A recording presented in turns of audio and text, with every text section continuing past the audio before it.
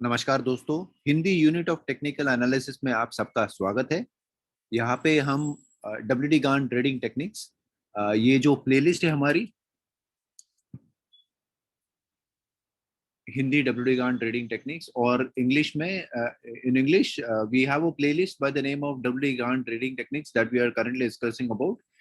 If you are familiar with English, I request you to go on this playlist. और हिंदी में जो भी अच्छी तरह से काम करना चाहते हैं उनके लिए Hindi W D Gann trading techniques, ये हमने प्लेलिस्ट बनाई है. आप अगर यूनिट ऑफ टेक्निकल एनालिसिस, ये टेलीग्राम टेलीग्राम नहीं, यूट्यूब का चैनल है, यूट्यूब के चैनल पे अगर जाओगे तो आपको Hindi W D Gann trading techniques ये सीरीज मिल जाएगी. ये सीरीज में आपको डब्ल्यूडी गान के अभी तक के जो वीडियोस बनाए हैं, साधारण 11 वीडियोस है अलग अलग बनाए हुए हैं, वो आपको मिल जाएंगे. आज जो हम स्पेशली बात करने वाले हैं वो है द सेंट मेरी करके एक साइकिल है, टनल थ्रू द एयर में. ये बुक में, ये किताब में उन्होंने ये एक साइकिल बताई है.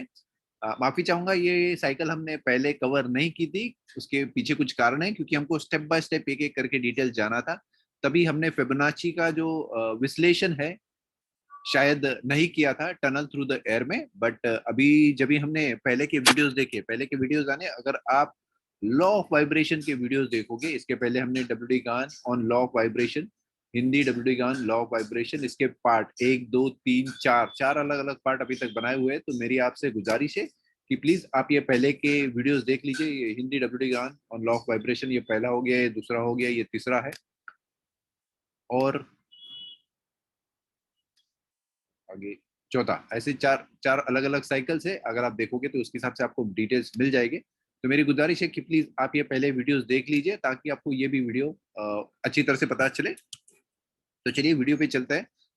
तो सबसे पहले जैसे हमने बताया, अभी हम द सेंट मेरी करके एक साइकिल है, उसके बारे में जानेंगे. तो चलिए किताब पे जाते हैं हम.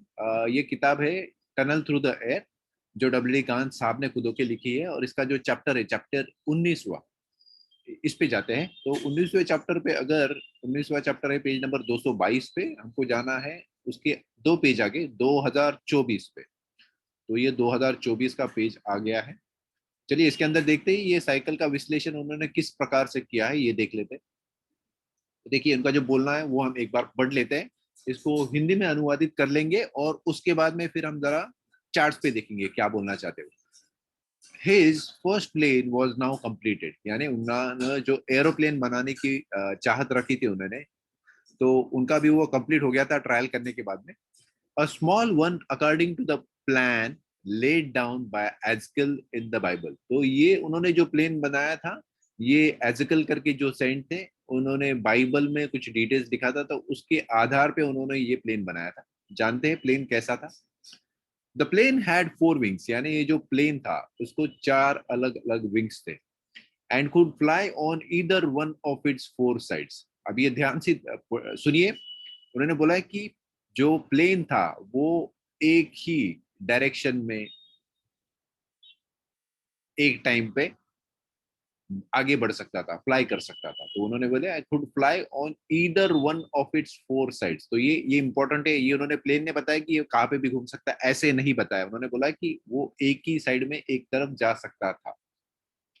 It had a new motor with 12 cylinders and could operated either with gas, electricity or compressed air. तो उन्होंने बनाया कि ये जो एनर्जी है, एनर्जी पे आधारित था, एनर्जी पे है. तो शायद इसका कुछ लेना देना लॉ ऑफ वाइब्रेशन के हिसाब से है. वाइब्रेशन जैसे भी हमको मिलता है उसके हिसाब से हमारा काम वैसे ही होता है. तो शायद उसके ऊपर रहेगा. तो इन्होंने इसलिए स्पेशली यहाँ पे गैस, इलेक्ट्रिसिटी और कॉम्प्रेस्ड एयर बताया है, जो एनर्जी है वाइब्रेशन के बारे में. He had constructed a wheel within a wheel so that he could lower his plane and land anywhere he chose and could rise straight up. तो उन्होंने वही बताया कि एक बड़ा साइकिल है और उसके अंदर में जो एक व्हील जैसे हो गया, उसके अंदर और एक छोटा साइकिल है. तो wheel with in the wheel उनका जो कॉन्सेप्ट है साइकिल्स का, cycles with in the cycles, wheel with in the wheel, ये स्पेशली उसके बारे में कहते हैं. उन्होंने ये किताब में बहुत बार रिपीट भी किया है. तो ये बहुत इंपॉर्टेंट थियरी है, हमको समझ लेना. आपको अगर ये थियरी अभी तक समझी नहीं, या फिर आप नए हो यूट्यूब पे हमारे चैनल पे, तो हमारी गुजारिश है कि प्लीज आप पहले के डब्ल्यूडी कान ट्रेडिंग टेक्निक्स के जो पहले के वीडियोस है प्लेलिस्ट में जाके, unit of technical analysis for trading, ये हमारा यूट्यूब का चैनल है, यहाँ पे अगर आप प्लेलिस्ट में जाओगे तो प्लेलिस्ट में आपको हिंदी WD गान ट्रेडिंग टेक्निक्स के वीडियोस मिल जाएंगे। तो मेरी गुजारिश है प्लीज आप पहले के ये वीडियोस देख लीजिए ताकि आपको अभी जो कंसेप्ट बताए जा रहे हैं वो अच्छी तरह से समझे। तो किताब हमने देखा wheels within the wheels. One motor had a propeller in the centre and a plane to lift it up while the other motor started its direction upward, direct motion। तो यहाँ पे वो कहते हैं one motor had a propeller in the centre, यानी centre में एक propeller है प्लेन, और जो उसको लिफ्ट करता था, ये प्रोपेलर एक पार्ट रहता है इसका प्लेन का, मोटर जैसे हो गया वो, और वो उसको आगे में लिफ्ट करता था। और दूसरी जो मोटर थी उसको डायरेक्शन देती थी, डायरेक्ट मोशन, यानी डायरेक्ट मोशन उसके हिसाब से ऊपर के साइड में देती थी या फिर नीचे के साइड में, जैसे भी है वो स्टार्ट करने के लिए। He could drive his plane backwards और फॉरवर्ड। तो उन्होंने बताया कि ये जो प्लेन है वो आगे भी घूम सकता था, बाकी पीछे भी घूम सकता था। It was a great success and the boy wizard of wall street was now held, ये इतना इंपॉर्टेंट नहीं है इसलिए मैं जल्दी पढ़ रहा हूँ, and now hailed as a new Lindbergh of the air.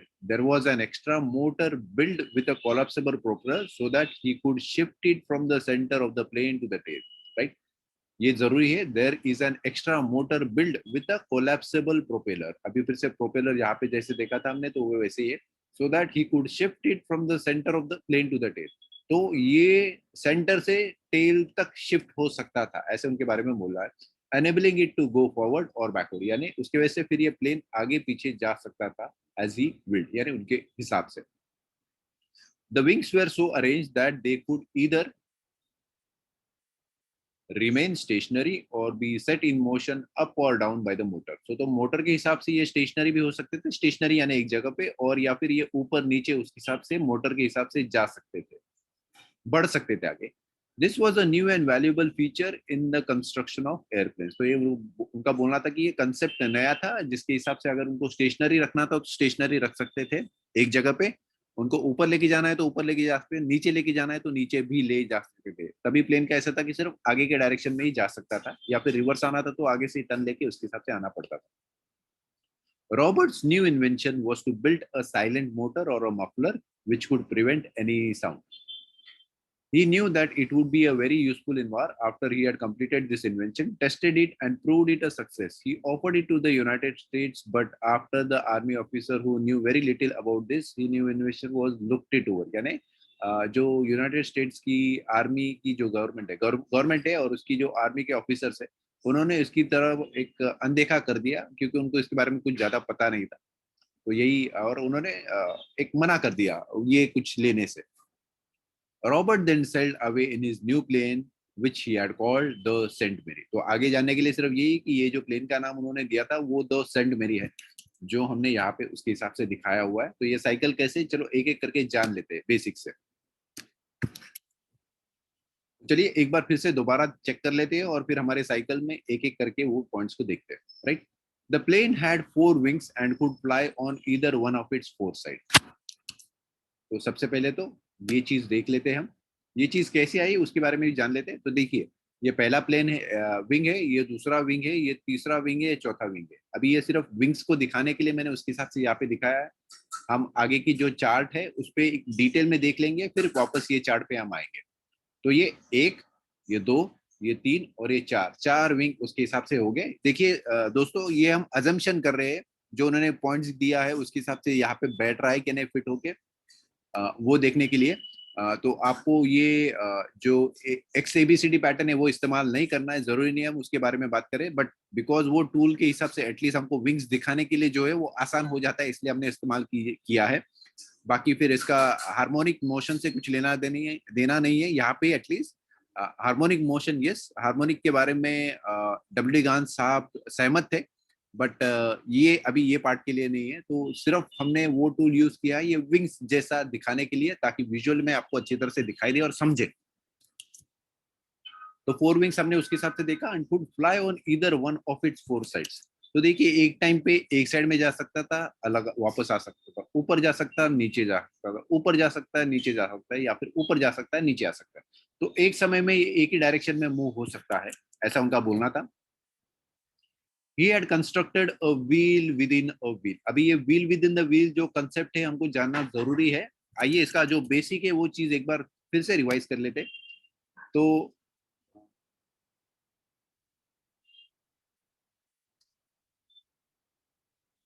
ये हमारी जो बड़ी वाली साइकिल है वो चेक कर लेते हैं। हमने देखा था पिछले बार कि अगर हम बुल और बियर साइकिल देखते हैं लो और हाई पे, तो हमको जो रिवर्सल मिल रहा है वो 0.236 पे मिल रहा है या फिर 0.5 पे मिल रहा है, राइट। तो देखिए यहाँ पे जो हमको रिवर्सल मिल रहा है ये शुरुआत है लो का, हमने वहां से शुरुआत की है तो लो ये 0 आ गया, वहां से फिर हाई तक 1 आ गया और इसका जो रिवर्सल है वो 0.236 तक आता है। या फिर हम अगर देखें तो ये लो है, ये लो लिया है, लो से अगर हाई तक देखें तो इसका जो रिवर्सल है फिर से 0.5 पे आता है। तो अगर ये लो पकड़े और यहाँ से शुरुआत करें तो ये जो लो है इसका पॉइंट यहाँ पे आ गया है, राइट। देखने के लिए यहाँ देखिए ये लो है, अगर आप लाइन देखोगे तो लाइन का ये 0 यहाँ पे आ जाता है, ये हाई यहाँ पे आ गया है मार्केट का, और यहाँ पे जो रिवर्सल आया हमको 0.236 के लेवल पे आया है।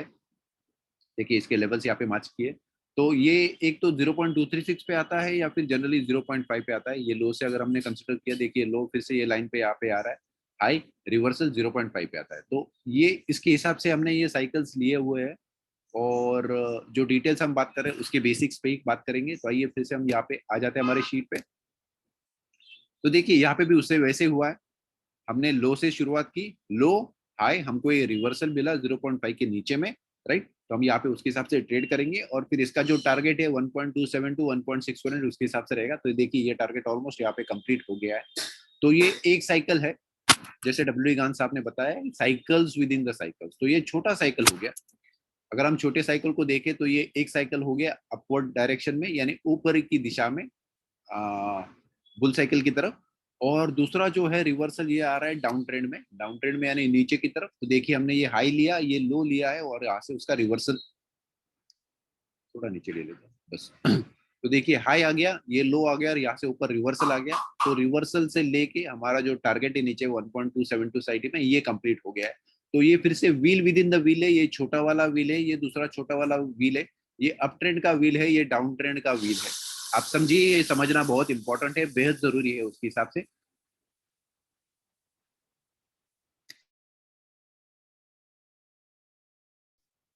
राइट। तो ये अपवर्ड का व्हील हो गया, ये डाउनवर्ड का व्हील है।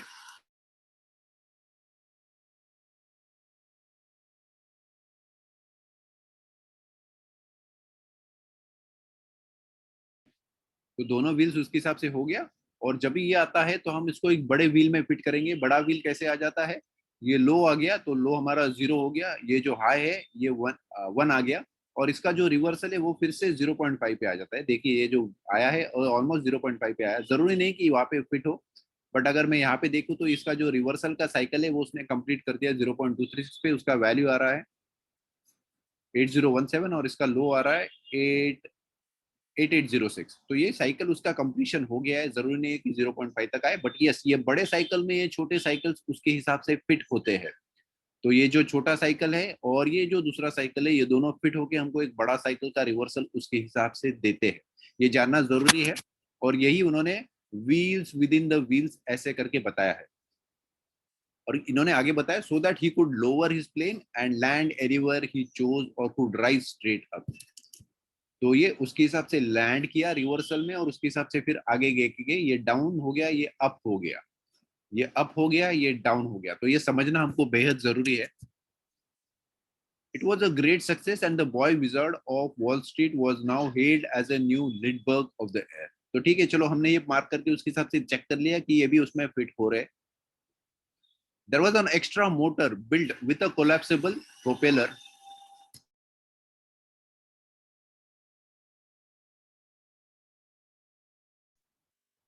There was an extra motor built with a collapsible propeller so that he could shift it from the center of the airplane to the tail, enabling it to go backward or forward as he willed. तो देखिए अभी ये कुछ उन्होंने शायद नया add किया है, हमको इसके बारे में जानना और समझना है ये एग्जैक्टली क्या है क्या नहीं, राइट।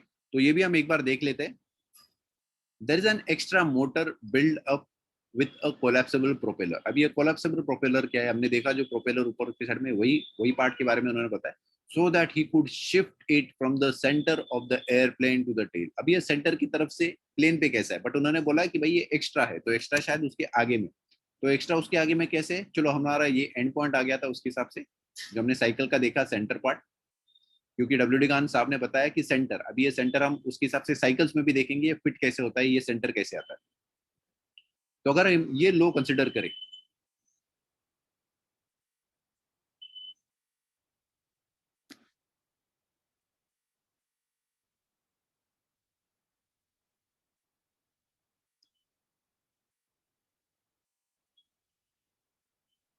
देखिए ये लो मैंने यहाँ पे ले लिया,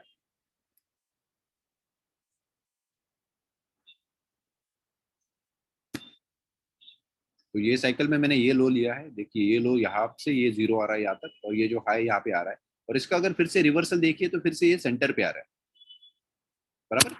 तो हम फिर से एक बार पढ़ते हैं। There was an extra motor built with a collapsible propeller so that he could shift it from the centre. तो कहाँ से ये सेंटर आ गया उसके हिसाब से। तो ये जो एक्स्ट्रा मोटर है, अब WD गान साहब हमको कहना चाहते हैं कि भाई ये जो आगे का साइकिल है ये फिर से 50% पे आ रहा है, बराबर। तो उसके हिसाब से इंटरप्रिटेशन है जो हमको समझना है। There was an extra motor built with a collapsible propeller so that he could shift it from the centre, यानी सेंटर से of the plane to the tail. अब ये टेल कैसे हो गया, देखिए सबसे पहले तो कैसे ये सेंटर में था तो यहाँ से प्राइस ऊपर मूवमेंट होना शुरू हो गया, और जैसे जैसे आपका प्राइस मूवमेंट ऊपर में जाता है तो आपका ये पहले सेंटर था शुरुआत के लिए, बट आखिर में ये आपका टेल बन गया एंड पॉइंट। एंड पॉइंट यानी यहाँ से फिर उसके हिसाब से आगे आगे बढ़ना शुरू हो गया। तो ये सांप जैसे हो गया जो आगे जाता है, और फिर आपकी ये पूंछ बन जाती है, टेल बन जाती है, आखिरी का पॉइंट। पहले जब शुरुआत हुआ था तभी सेंटर में था, बट ये धीरे धीरे जैसे आपका आगे मूवमेंट हो गया तो फिर आपका ये पूछ हो गया, टेल हो गया, क्योंकि आप आगे बढ़ गए। तो ये समझिए, ये समझना जरूरी है। बैकवर्ड और forward edge he will, the wings were so arranged that they could either remain stationary और be set in motion up और डाउन। तो ये भी हमने देखा कि भाई ये मोशन जो है अप और डाउन उसके हिसाब से होता था, या फिर स्टेशनरी भी होता था। स्टेशनरी यानी कैसा, थोड़ा रेंज बाउंड हो गया वो टाइम पे, क्योंकि देखिए अगर ये टाइम पे आप समझो तो ये रेंज बाउंड मोशन है, ये ना एक डायरेक्शन स्पेसिफिकली जा रहा है, बट ये मोर ऑफ रेंज बाउंड हो गया यानी स्टेशनरी हो गया। ये भी रिवर्सल जब भी आता है तो मोर ऑफ ये स्टेशनरी हो गया, क्योंकि हमको डायरेक्शन अभी तक पता नहीं चला, बराबर। और अगर उन्होंने और एक जो दूसरी इंपॉर्टेंट कंसेप्ट है यहाँ पे जो बताई है वो हम चेक कर लेते हैं। तो ये नाम के लिए उसके हिसाब से, बट यहाँ पे उन्होंने जो सेंटर का पार्ट बताया वो एक बार देख लेते हैं। हाँ, he had constructed a wheel within a wheel so that he could lower his plane and land anywhere he chose and could rise straight up, बराबर है। और दूसरा जो पार्ट था, and could fly on either of its four sides. It had a new motor with 12 cylinders and could be operated either with gas. It constructed a wheel within a wheel so that it could lower its planes and land anywhere it chose and could rise straight up. One motor had a propeller in the center of the plane. Right? अभी देखो इन्होंने दो motor के बारे में बताया है हमको। एक है one motor had a propeller in the center of the plane to lift it up while the other motor started its direct motion, बराबर। अब ये दो मोटर कैसे समझ लेते हैं ये जानना जरूरी है, तो प्लीज थोड़ा ध्यान दीजिए। देखिए हमारा कंसेप्ट जो है दो चीजों पे टिका हुआ है, एक तो है प्राइस और दूसरा है टाइम, राइट। तो अगर मैं देखूं यहां से शुरुआत करके, ये मैंने यहाँ पे बार्स जो है या फिर टाइम है वो ले लिया है। देखिए यहाँ से है डेट रेंज, तो डेट रेंज हमने ली, तो डेट रेंज हमने यहाँ से शुरुआत की और यहाँ तक ली है, ये सेंटर तक, क्योंकि ये मेरा पहला साइकिल है अप ट्रेंड में। तो अगर यहाँ पे देखूं तो मुझे 37 डेज लगता है, बराबर, और 23 बार ऊपर जाने के लिए, राइट। और यहाँ से जब ये रिवर्स आता है ये पॉइंट तक, तो मैंने यहाँ से शुरुआत की ये बार का और यहाँ पे लेके गया। तो अगर यहाँ से यहाँ तक देखो तो ये 18 बार आ रहा है, 11 बार आ रहा है, 18 दिन लग गए।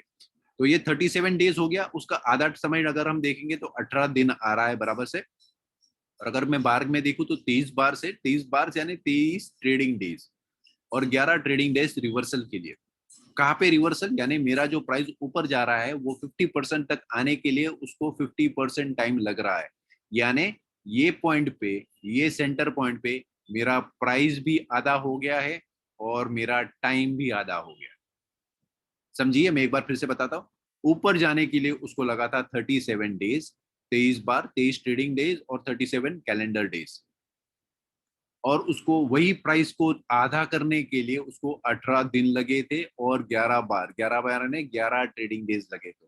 तो इसको कंसेप्ट को याद आता है squaring of time and price, यानी आपका प्राइस आधा हो गया है और आपका जो समय लगा है यहाँ से यहाँ तक आने के लिए वो भी आधा हो गया है, बराबर। और ये साइकिल के बारे में WD गांधी साहब यहाँ पे बताते हैं कि one motor had a propeller in the centre of the plane. तो ये सेंटर ऑफ द प्लेन जो है concept, centre of the plane यानी यहाँ पे सेंटर में नहीं यहाँ पे सेंटर में नहीं, बट ये सेंटर आ रहा है क्योंकि यहाँ पे स्क्वेयरिंग ऑफ टाइम प्राइस हो रहा है। तो जानिए, ये चीज जानना इंपॉर्टेंट है। आप अगर जस्ट उसका लिटरल मीनिंग लोगे तो नहीं समझेगा आपको, बट अगर आप टेक्निकली उसके हिसाब से चेक करो तो आपको ये लाइन का जो अर्थ है वो समझ में आएगा। बराबर है। A motor had a propeller in the centre of the plane. तो सेंटर ऑफ द प्लेन ये आपको सिर्फ लिटरली पढ़ने से नहीं पता चलेगा, इसलिए डब्ल्यू गान साहब ने बताया था कि आपको ये किताब 3 बार पढ़नी पड़ेगी। 3 बार क्यों पढ़नी पड़ेगी? क्योंकि आपको धीरे धीरे करके उसका मतलब पता चलेगा। ये प्लेन का सेंटर वैसे करके नहीं है, बट ये सेंटर है, क्योंकि यहाँ पे squaring of time and price होता है। ये चार्ट पे देखिए, आपको पता चलेगा। यही साइकिल हमने यहाँ पे ली थी। तो squaring of time and price यहाँ पे हो रहा है, क्योंकि टाइम यहाँ पे आधा हो रहा है और जो आपका प्राइस है वो भी आधा हो रहा है ये पॉइंट पे। तो ये आपका पहला सेंटर हो गया, बराबर है, क्योंकि उसके हिसाब से आधा हो रहा है। दूसरा उन्होंने बताया, one motor had a propeller in the centre of the plane to lift it up while the other motor started its direct motion. अब ये डायरेक्ट मोशन का कौन सा पार्ट है उन्होंने आगे करके बताया हुआ है। ये जो प्रोपेलर है, there was an extra motor built with a collapsible propeller so that he could shift it from the centre of the plane to the tail. तो ये जो उन्होंने बताया है, ये पॉइंट शुरुआत है, यहाँ से लेके अपसाइड में मूवमेंट, और वहां से जो रिवर्सल आ रहा है 0.5 पे। तो ये भी 0.5 पे, ये भी 0.5 पे आ रहा है, बट इसका क्या हो रहा है, यहाँ से यहाँ तक रिवर्सल आ रहा है। बट ये जो दूसरा पार्ट है, यहाँ से मोशन उसका सीधा अपसाइड में गया है। देखिए, यहाँ से फील्ड से सीधा ऊपर में गया है। तो मैं वो लाइन एक बार फिर से पढ़ता हूँ, जानना जरूरी है, प्लीज ध्यान दीजिए जरा। One motor had a propeller in the centre of the plane to lift it up. तो यहाँ से उसके हिसाब से जो प्रोपेलर है ऊपर के साइड में, one motor had a propeller in the centre of the plane to lift it up. बराबर। तो ये जो सेंटर का पार्ट है ये यहाँ पे आ जाता है, बराबर है। तो ये squaring of time and price उसके हिसाब से यहाँ पे सेंटर में आ गया है। और जो दूसरा प्रोपेलर है यहाँ पे हमको जो दिखाया गया है, तो ये इसका जो रेंज हो गया और रिवर्सल आ गया, ये दूसरा है। तो देखिए, सेंटर बिकम्स अ टेल। तो ये सेंटर में जो था पहले, उसके हिसाब से जब भी प्राइस आपका आगे आगे में बढ़ने गया ऊपर की साइड में, ऊपर की दिशा में, तो ये आपका टेल बन गया, क्योंकि आपका जो सेंटर था सांप की तरह ये आगे भाग गया है और फिर ये आपकी पूंछ बन गई। ठीक है। तो ये और ये सेम है, सिर्फ हमने अलग अलग लिया था क्योंकि यहाँ पे हमको वो विंग्स दिखाना था अलग से, इसलिए हमने वहां पे दिया। तो प्लीज समझ लीजिए, दोनों चीजें जरूरी है। ये पहला सेंटर है, उसके बाद में ये दूसरा सेंटर है, जो डब्ल्यू डी गान साहब ने यहाँ पे हमको बताया हुआ है। One motor had a propeller in the centre of the plane to lift it up while the other motor, देखो यहाँ पे उन्होंने सेंटर ऑफ द प्लेन बताया, while the other motor started its direct motion. जो direct motion motor के बारे में बताया, तो उन्होंने उसका नीचे विश्लेषण दिया है। There was an extra motor built with a collapsible propeller. तो ये प्लेन के अंदर का उन्होंने बताया है, while the other motor started it direct motion, ये करके उन्होंने बताया हुआ है। तो इसका इंटरप्रिटेशन है, प्लीज आप थोड़ा अच्छी तरह से देख लीजिए, समझ लीजिए, तो आपको वो चीजें पता चलेगा। और इसलिए ही डब्ल्यू डी गान साहब ने बताया था कि आपको शायद एक किताब 2-3 बार पढ़नी पड़ेगी, बराबर। तो ये विश्लेषण है, सब चीजें यहाँ पे आ गई है। तो हमने ये साइकिल देखा, ये साइकिल शुरू हो रहा है मार्च में।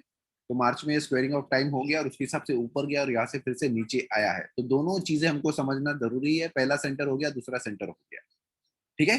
तो ये शायद अगर हम टाइम फ्रेम के हिसाब से देखें तो ये चार्ज शुरू हुआ था 24 मार्च और यहाँ पॉइंट तक आने के लिए तकरीबन इसको लगा 12 जून। तो मार्च से लेके जून तक तकरीबन 3 महीने टाइम पीरियड लग गया है। तो देखिए साइकिल्स कैसे होता है। तो इन्होंने बताया था कि ये जो साइकिल्स है,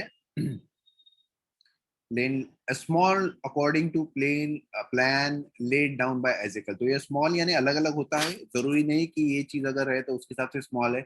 अगर आप ये देखो स्मॉल, तो ये स्मॉल शायद 3 महीने का है, तो शायद अगर बड़े अबुल साइकिल के हिसाब से देखो तो ये मेरे स्मॉल आ जाता है।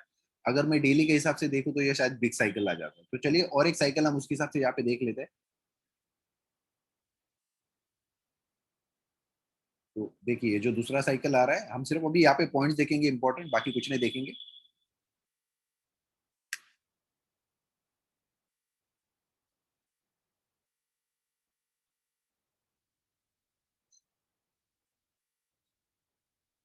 राइट।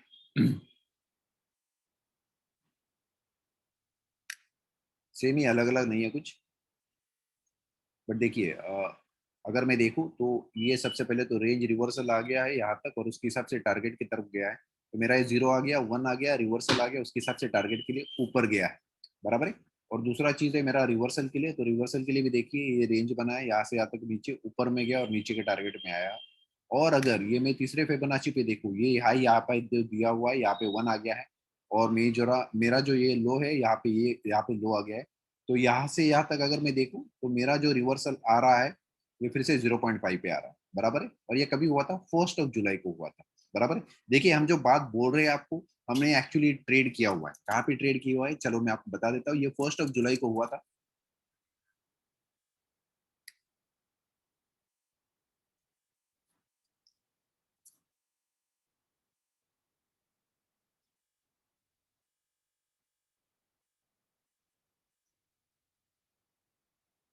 क्योंकि हमने ये साइकिल्स ट्राई किए, वो उसके हिसाब से किए और फिर आगे में गया। तो देखिए ये पहले का साइकिल है, ये सिर्फ हमने एक 15 मिनट के चार्ट पे लिया है ताकि आपको वो डिटेल्स दिखाई दे। तो देखिए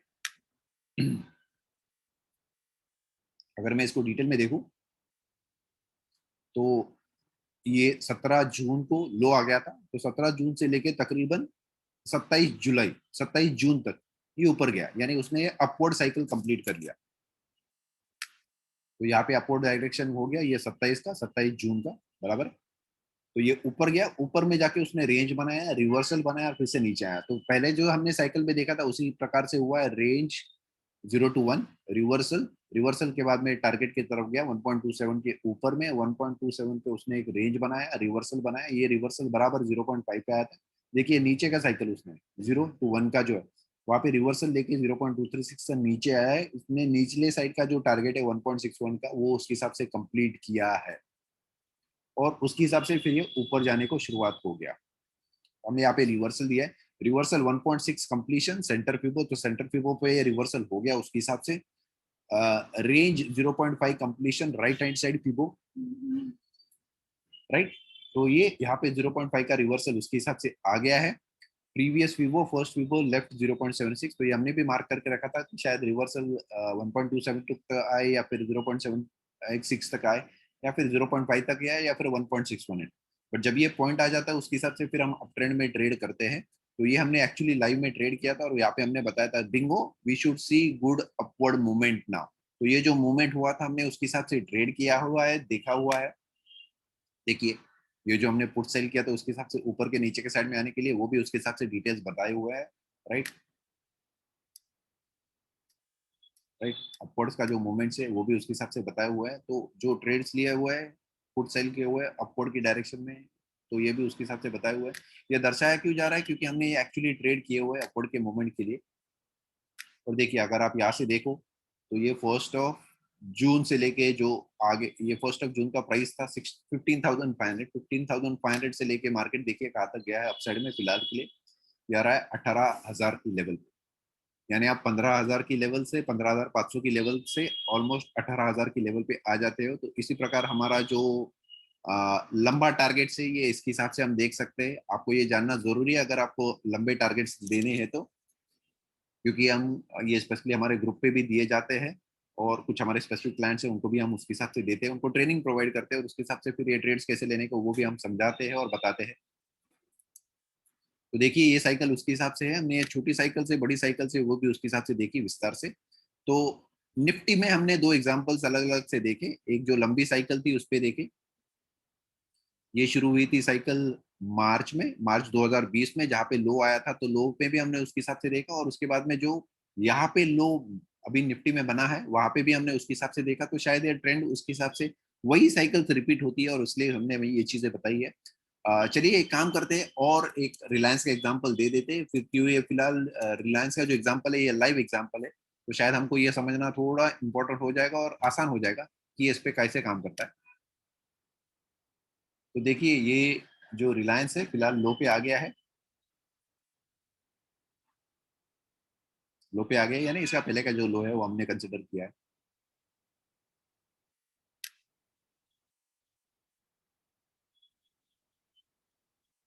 राइट। तो ये शायद पहले का साइकिल था जून का, और उसके बाद में जो उसने रिवर्सल बनाया है हम उसके बारे में बात कर रहे हैं,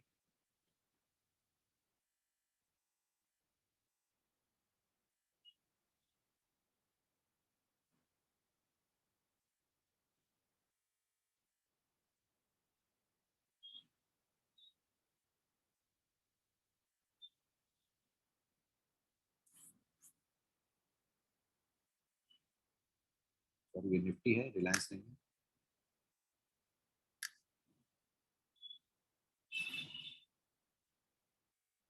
तो चलिए ये देखिए रिलायंस आ गया। रिलायंस ने 1 जुलाई को तभी एक लो फॉर्म किया था, तो इसके ऊपर ही थोड़ा ध्यान देते हैं।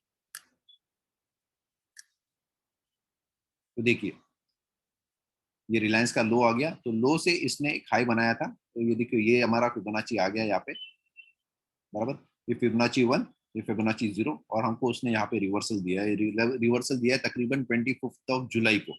और फिर जब ये लेके उसके हिसाब से ऊपर में जा रहा था तकरीबन 28 जुलाई के समय पे, राइट। तो 28 जुलाई के समय पे हमने उसके हिसाब से ग्रुप पे फिर से बताया था। तो ये हमारा दूसरा ग्रुप है, do unit of technical analysis. अगर मैं उसके हिसाब से वहां पे चेक करता हूँ,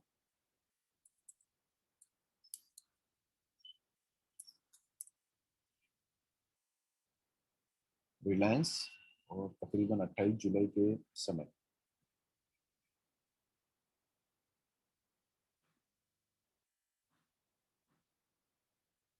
जुलाई का देखना हमको, तो हम जुलाई के समय पे जाएंगे। देखिए Reliance Bollinger band squid 50% support, another profitable trade. तो इसके बारे में जो बताया, क्यों बताया, क्योंकि यहाँ पे हमको अच्छा खासा स्क्वीज आ गया है और उसके हिसाब से ये ऊपर जाने वाला था, इसलिए हमने बनाया था Reliance Bollinger band squeeze 50% support, another profitable trade. तो यहाँ से उसके हिसाब से ऊपर जाने के लिए रेडी हो गया है, हमने ये स्पेसिफिक करके उसके हिसाब से बताया था यहाँ पे। और देखिए ये सपोर्ट से जो हमारे क्लाइंट्स है, तो आपको उनको हमने ये लेवल पे उसके साथ बताया था, बाकी जो जनरल ग्रुप है हमने शायद वहाँ पे उसके हिसाब से बताइए। आपको अगर ये सीखना है तो प्लीज हमसे जुड़ जाइए, हम आपको अच्छी तरह से बेसिक में ट्रेनिंग भी देंगे और बताएंगे कि लंबे ट्रेड्स कैसे लिए जाते हैं। देखिए अभी ये ट्रेड मिला था हमको 2406 की लेवल पे, तकरीबन अगर 2400 की लेवल आप पकड़ लेते हो तो 2400 से लेके ये अब गया था अपसाइड में 2652, यानी हमको तकरीबन 2050 पॉइंट मिल गया था एक छोटी कालावधि में। 25 अगर मैं यहाँ पे भी दिखूँ 27 जुलाई से लेके तकरीबन 17 जुलाई तक, तो तकरीबन एक महीने के अंदर में हमको 250 पॉइंट मिल गया था रिलायंस में, जो एक अच्छी बात हुई थी उसके हिसाब से। अगर आप देखो तो टारगेट आया था तकरीबन 16 अगस्त को, तो हमने 16 अगस्त को उसके हिसाब से ग्रुप में बता दिया था कि हमारा टारगेट हो गया है। वो भी चीज मैं आपको बता देता हूँ, क्योंकि देखो हमने ये जो ट्रेड्स लिए हुए हैं बताए हुए हैं, हम वही ट्रेड्स बताएंगे साइकिल्स के बारे में जो हमने ट्रेड किए हुए हैं, बाकी का कुछ बता के फायदा नहीं, क्योंकि वो सिर्फ थियोरी हो जाता है। जब ये आप थियोरी के साथ में ट्रेडिंग भी करते हो प्रैक्टिकली, तो वो उसको काम करने में ज्यादा मजा आता है। वो एक्चुअली आप ट्रेड करते हो तो आपको साइकिल्स भी पता होती है, तो जब भी आप ये एक्चुअल साइकिल्स पे काम करोगे तो आपको चीजें अच्छी तरह से पता चलेगा। तो जुलाई हो गया, 16 अगस्त। अगर मैं 16 अगस्त देखूँ तो ये आ गया 16 अगस्त। देखो 16 अगस्त को हमने बता दिया था 2652 वॉज रिलायंस 1.61 टारगेट। तो हमारा ये टारगेट खत्म हो गया, हमने हमारी पोजीशन जो थी यहाँ पे पोजीशन क्लोज कर दी। Let's see the reaction here further.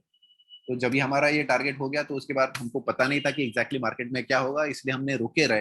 हमने चेक किया कि मार्केट में क्या रिवर्सल आ रहा है, और हमको एक 100% पता था कि अगर ये साइकिल अपसाइड में कंप्लीट होती है तो ये 50%, यानी हाई और ये लो, जो लो है मार्केट का वहां से हाई तक, और फिर एक 50% तक उसके हिसाब से रिवर्सल मिलना चाहिए ये साइकिल के हिसाब से। इसलिए हम यहाँ पे रुके हुए थे। हमको एक रेंज बनाई मार्केट ने, रेंज बनाने के बाद एक रिवर्सल दिया। ये रिवर्सल तकरीबन उसने दिया था हमको 24 अगस्त को। तो वो टाइम पीरियड पे हमने जो हमारे क्लाइंट्स हैं उनको स्पेशली ये कॉल दिया हुआ था, और हमने ये बाकायदा ट्रेड भी किया हुआ है। तो मैं उसके बारे में आपको जस्ट बताऊंगा। तो ये आया था तकरीबन 24 अगस्त को। तो अगर आप 24 अगस्त को उसके हिसाब से देखोगे तो हमने ये पहले ही उसके हिसाब से डिटेल्स बता दिए थे एटलीस्ट हमारे क्लाइंट्स को, जिन्होंने उसके बारे में ट्रेडिंग भी की थी।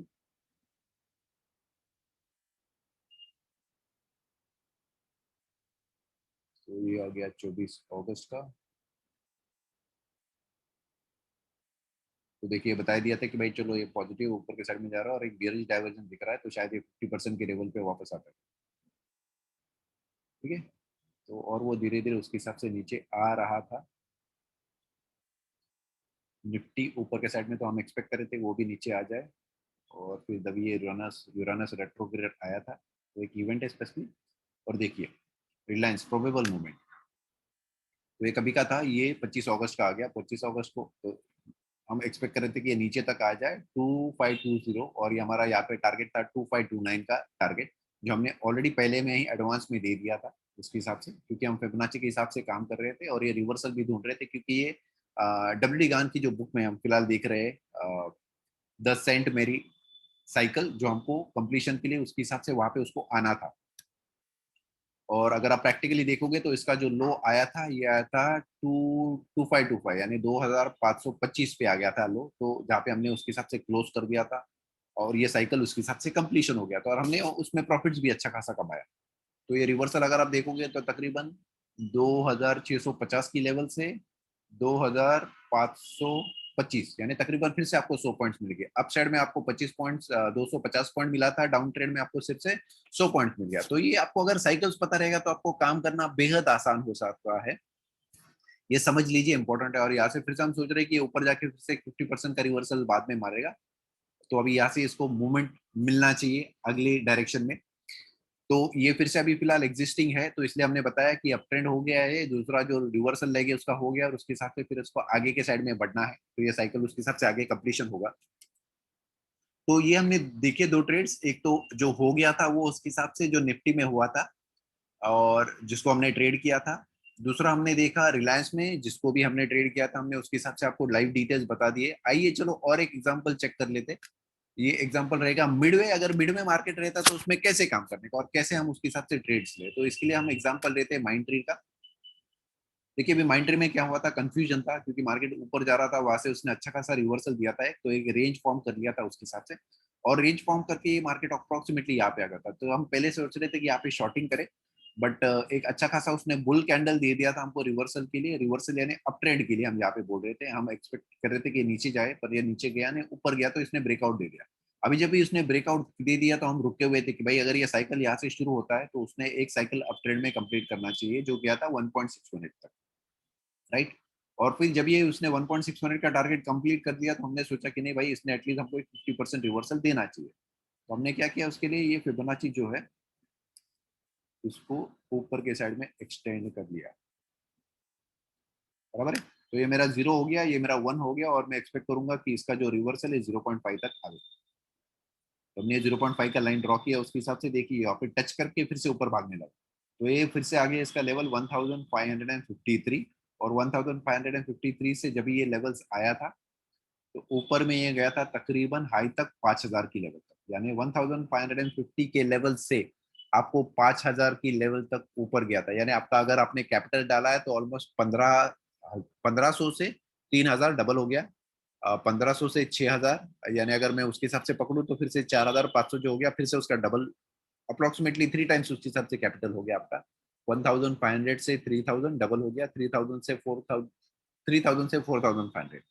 तो चेक कीजिए, समझ लीजिए कि ये ट्रेड्स कैसे काम करते हैं अपवर्ड डायरेक्शन में, अपवर्ड के लिए आपको कैसे मोशन देते हैं, क्या होता है क्या नहीं। तो देखिए 5000 तक गया था, तो आपको प्रॉफिटेबिलिटी भी उसके हिसाब से अच्छी तरह से हो सकता है। ठीक है, तो अगर आपको हमारे साथ जुड़ना है तो उसके हिसाब से प्लीज हम डिस्क्रिप्शन में नीचे आपको लिंक दे देंगे।